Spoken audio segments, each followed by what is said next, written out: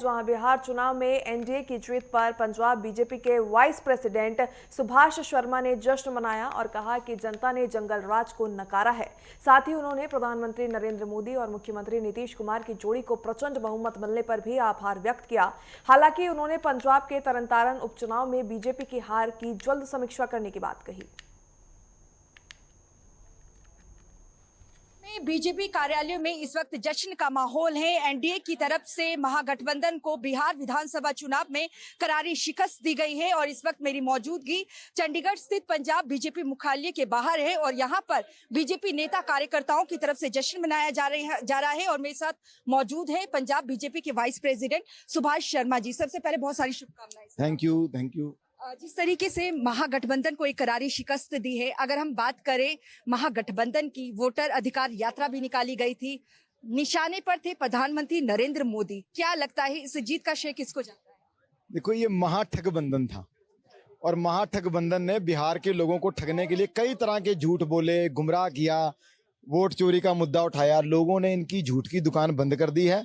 इस जीत का पूरा श्रेय नरेंद्र मोदी और नीतीश कुमार जी की जोड़ी को जाता है, सुशासन को जाता है, विकास को जाता है, लोक हितैषी नीतियों को जाता है और खास करके जो बिहार की हमारी माता बहनें हैं जिन्होंने पूरा बम्पर वोट इस बार मोदी जी और नीतीश को दिया, क्योंकि वो जंगल राज की वापसी नहीं चाहती थी।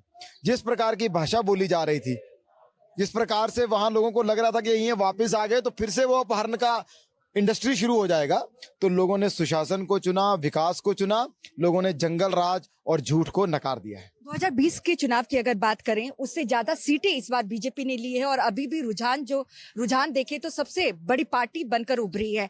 क्या लगता है कि इसमें जीत का श्रेय क्या महिलाओं को भी देना चाहेंगे आप? पूरी तौर से मैं तो कहता हूं कि जिस तरह से माँ बहनों ने आशीर्वाद दिया है बिहार के अंदर, उन्होंने बताया है कि भैया हम सुशासन के साथ हैं, हम ना जाति पे वोट देंगे, ना हम गुमराह करने वाले प्रचार पे वोट देंगे, ना हम मजहब पे वोट देंगे।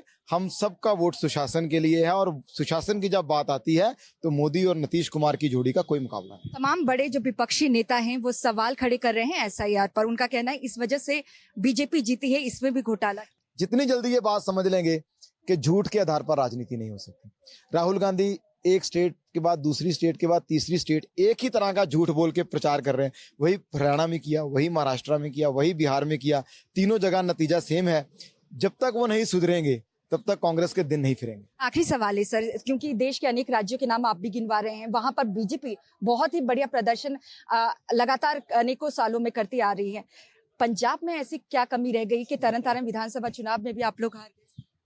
हाँ, हम निराश हैं तरनतारन के रिजल्ट से और हमें उम्मीद थी कि हमारे उम्मीदवार को अच्छी संख्या में वोट मिलेगा, लेकिन नहीं मिला है। उसके कारण क्या रहे उसके बारे में हम जरूर समीक्षा करेंगे, उन कारणों को दूर करेंगे, उन कमियों को दूर करेंगे और निश्चित रूप से पंजाब में भी बीजेपी आगे बढ़ेगी। बहुत बहुत धन्यवाद।